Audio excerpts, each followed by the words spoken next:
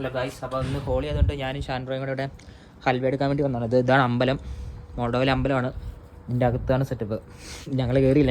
ഞാൻ അതിൻ്റെ മണ്ട കയറിയപ്പോഴത്തേക്കും അവിടെ കുറേ എന്നായിരുന്നു റഷ്യൻ അമ്മച്ചിമാർക്ക് ഇരുന്ന് അവിടെ ഭജന വായിക്കുന്നത്. അതുകൊണ്ട് ഞാൻ അങ്ങോട്ട് കയറിയില്ല. ഇതിപ്പോൾ താഴെയാണ് കിച്ചണിലേക്കാണ് ചെല്ലേണ്ടത് ഹൽവ എടുക്കാൻ.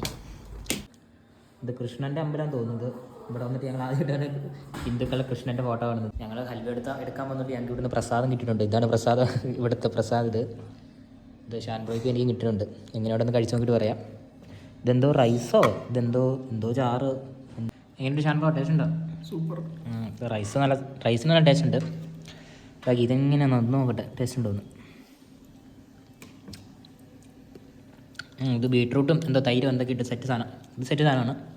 റൈസ് നല്ല ടേസ്റ്റ് ഉണ്ട്. ഇതിൻ്റെ അകത്ത് വെണ്ണയൊക്കെ ഉണ്ട്. വെണ്ണയൊക്കെ ഉണ്ട്. നമ്മുടെ നാട്ടിലെ പോലെ പ്രസാദമല്ല, ഇത് സൂപ്പ്, ഡെസേർട്ട് എല്ലാം ഉണ്ട്. മെയിൻ കോഴ്സ് റൈസ് എല്ലാ സെറ്റപ്പും ഉണ്ട്. നമ്മുടെ നാട്ടിലെ പോലെ ഉള്ള പ്രസാദമല്ല ഇത്.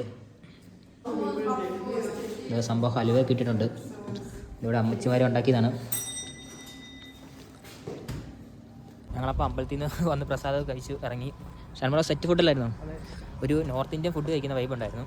അപ്പോൾ ഞങ്ങളെ നോക്കി അവർ അവിടെ ഹോളി പരിപാടി അവിടെ നിൽക്കുകയാണ്. ഞങ്ങൾ ഹലുവ കൊണ്ടിരുന്നത് നോക്കി. ഞങ്ങളാണ് ഇവിടുന്ന് പ്രസാദം കിട്ടി ഭാഗത്ത് നിന്നുകൊണ്ടിരിക്കുകയാണ്. നല്ല ഒരു നോർത്ത് ഇന്ത്യൻ ഫുഡ് കഴിക്കുന്ന സെറ്റപ്പ് ഉണ്ടായിരുന്നു.